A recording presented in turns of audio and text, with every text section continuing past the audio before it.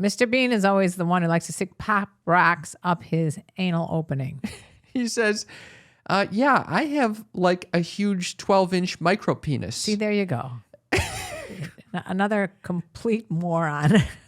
I could say this in a loving way to Mr. Bean because he just is a bundle of fun. What the fuck does that mean, I Mr. don't Bean? know. He's got a 12-inch micro penis. A huge 12-inch micro penis. Well, jinky for you. Jinky for you, Mr. Bean. Bring it back, that jinky Bringing for back you. the jinky Are for you you trying to from- make that like a thing? It's a new thing. Yeah. No, it's actually that and what I told you going to the nuisance. Those are both terms that you should look up From when we're what done. decade?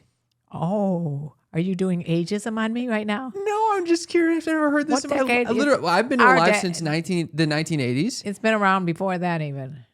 Definitely, it was never used ever since I in all of my life. I've never heard anything like that. Jinky for you? Jinky for you. Yeah, jinky for you. Can you So look it's it got- up? Look it oh, up. God. Look it up right now. All right, I'll look it up. Jinky for you.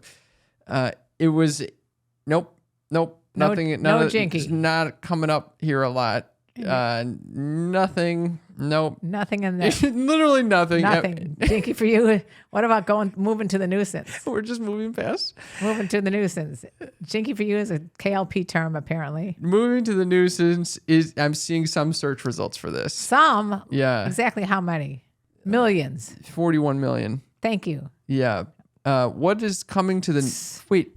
Coming to the nuisance. No.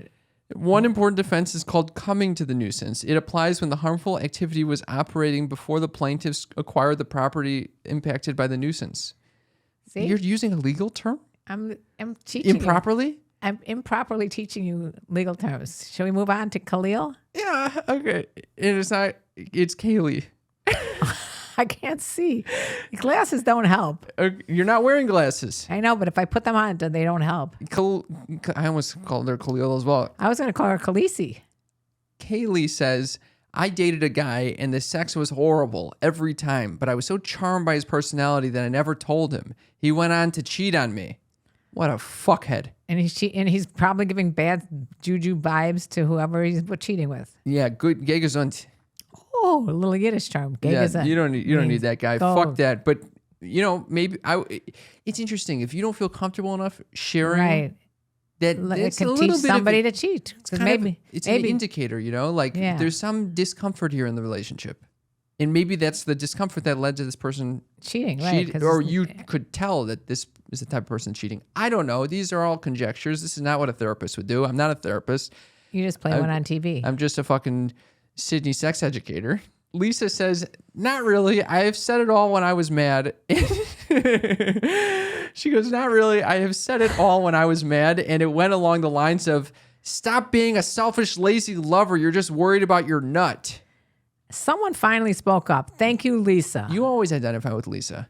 I do, don't Yeah. I? Lisa and I are one. We are one with our thoughts. Yeah. Yeah. That's speaking up. But Yeah. it's speaking up when Lisa's angry. Yeah, I don't think that's a great idea either. But I mean, it's good to speak up.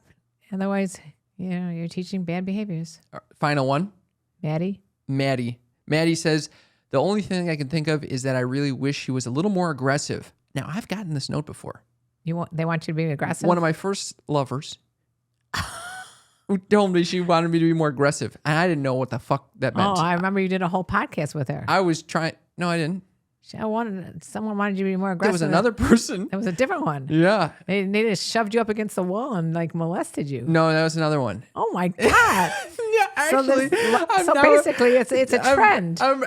Those three did it, because I'm up all about the intimacy and the connection, And and you don't want these someone were- slamming your head against the wall saying, fuck me. These were much younger women who I think were, they had been, admittedly, they would say that they were impacted by porn, and it was a more casual experience for them. So they were looking at this as a more casual experience. So they wanted it just aggressive and passionate or I don't know, much more aggressive. Yeah. And for me, I Would you didn't say feel that. assertive or aggressive? There's a difference. Well, Maddie's saying aggressive. Maddie? There is a difference. And I was told by the one I was thinking of at first, and then you reminded me of about 6 other examples, that she really did want me to throw her around and stuff like that. And I was like, that's not coming naturally. I'll try doing that, but it feels weird. You know what's really funny? Initially, when you're so into someone for the first time, they throw you up against the wall and they lift you and do this. And then after several years down in the relationship, you're like, are you kidding me? You almost messed my hair up when you moved me against the wall. Just broke my fucking back. Yeah, what are you doing here? There's a bed right here. Why are you throwing me up against the wall? It definitely depends on the person I'm with. You know, I might have that instinct with different. It just wasn't coming up with these girls, and it was early on in my sexual history. Oh, and now I'm an aged, veteran of this whole. You're a veteran. Yeah. And you've been doing a podcast about sex, so you learned a lot from your fellow podcasters. Yeah. I don't know. I wonder if some of it's performative just because I've been told that so much. Yeah. Yeah. I don't know if sometimes it comes naturally, sometimes not, though. I don't know. Anyway, whatever the case may be, it's interesting. Maddie goes on to say he's gotten better at that over the past 3 years, but I don't know how to bring it up with him. He was in a past relationship where he faced sexual abuse, so I think he holds a little bit of trauma from that. Well, we didn't even bring that up. That's another issue. Yeah, which I've also had my experience. Yeah, if you've been with someone who's had trauma, and then or you've been traumatized. Yeah, I have. Yeah. So then a lot of times people don't want to bring anything up.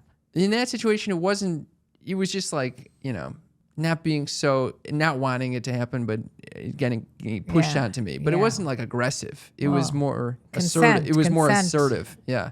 Consent. We have to remember to always have consent.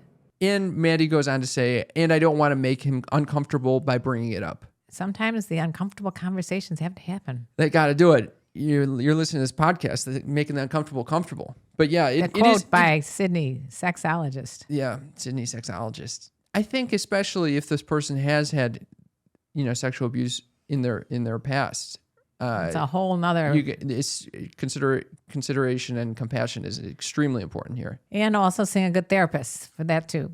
A lot of therapy recommended for the ones the conversations that just seem to never go anywhere. Thank you very much to everyone who's contributed. Yeah, this was like a heavy duty conversation. Usually we're a lot lighter. This. Like, were you expecting this? I was expecting it. Yes. When you said this is the possible question, I said, let's do it. It was a juicy one. Let's do the juicy, heavy duty sex one and see where we go from there. Yeah. And I think we did a pretty damn good job. We covered all the bases. Well, thank you to everyone who contributed. Thank you. Yeah, I appreciate you being honest and telling us your story.